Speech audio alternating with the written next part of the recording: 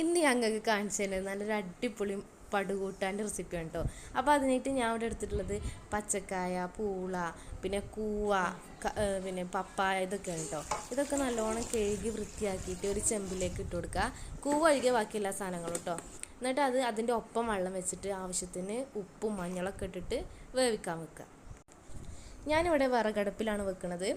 അപ്പോൾ അത് വേകുമ്പോഴത്തേക്ക് നമുക്ക് ഇവിടെ എന്ത് ചെയ്യുക, ഈ കൂവണ്ടല്ലേ ചെറുതായിട്ട് കട്ട് ചെയ്തിട്ട് അത് കുക്കറിലാണ് ഞാൻ വേവിക്കുന്നത്.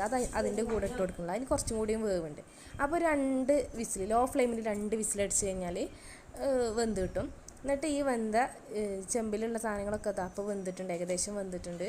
അതിലേക്ക് നമ്മൾ വേവിച്ച് വെച്ചിട്ടുള്ള കൂവ ഇട്ട് കൊടുക്കുക. കൂവ ഇട്ട് കൊടുത്തിട്ട് നല്ല പോലെ ഇളക്കി കൊടുത്തിട്ട് പിന്നെ നമുക്ക് ചെറിയ തീയിലേ വെക്കാൻ പറ്റുള്ളൂ കേട്ടോ. അല്ലെങ്കിൽ പെട്ടെന്ന് അടി പിടിച്ചും. കാരണം പൂളക്കൊക്കെ നല്ല പൊടി ഉണ്ടായതുകൊണ്ട് കട്ടിയിലായി വന്നിട്ടുണ്ടാവും. അപ്പോൾ ഇതാ നമ്മൾ കൂവ ഇട്ട് കൊടുത്തു. അതിനുശേഷം ചെറിയ തീയിലിട്ടിട്ട് നല്ല പോലെ ഇളക്കി കൊടുക്കുക.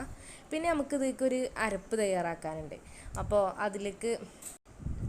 അതിലേക്ക് ആവശ്യമായിട്ടുള്ള സാധനങ്ങൾ തേങ്ങ, ചെറുള്ളി, വെളുത്തുള്ളി, പച്ചമുളക്, ചെറിയ ജീരകം, ഇതെല്ലാം കുറച്ച് വെള്ളം ചേർത്തിട്ട് മിക്സിയിൽ നല്ല പോലെ അരച്ചെടുത്തിട്ട് ഇതിലേക്ക് ഒഴിച്ചു കൊടുക്കുക. നല്ല പോലെ മിക്സ് ചെയ്യുക. ഉപ്പുണ്ടോ നോക്കുക.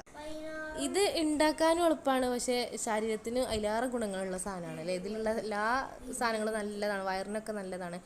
അപ്പോൾ ഇനിയിപ്പോൾ ഇതിൻ്റെ പണി കഴിഞ്ഞു. ഇനിയിപ്പോൾ ലാസ്റ്റ് ഒന്ന് കടുക് വറുത്തുക മാത്രം മതി. അപ്പോൾ ഇതുപോലെ ആരെങ്കിലും ഉണ്ടാക്കലുണ്ടെന്നുണ്ടെങ്കിൽ ഒന്ന് കമൻറ്റ് ചെയ്യണം കേട്ടോ. അപ്പോൾ ഞാൻ വെളിച്ചെണ്ണ തന്നെയാണ് ഇതിലേക്ക് ഉപയോഗിക്കുന്നത് നല്ലത്. കാരണം അതിൻ്റെ ആ ഒരു മണം ഇതൊക്കെ കിട്ടുമ്പോഴാണ് ഈ നാടൻ കൂട്ടാനുകളല്ലേ. അപ്പോൾ അതിനൊക്കെ വെളിച്ചെണ്ണയാണ് ഏറ്റവും നല്ലത്. പിന്നെ കടുക് പൊട്ടിയതിന് ശേഷം കറിവേപ്പില ഇട്ട് കൊടുത്തിട്ട് ഈ കൂട്ടാനിലേക്ക് ഒഴിച്ചു കൊടുക്കുക. ഇത്രേ ഉള്ളൂ.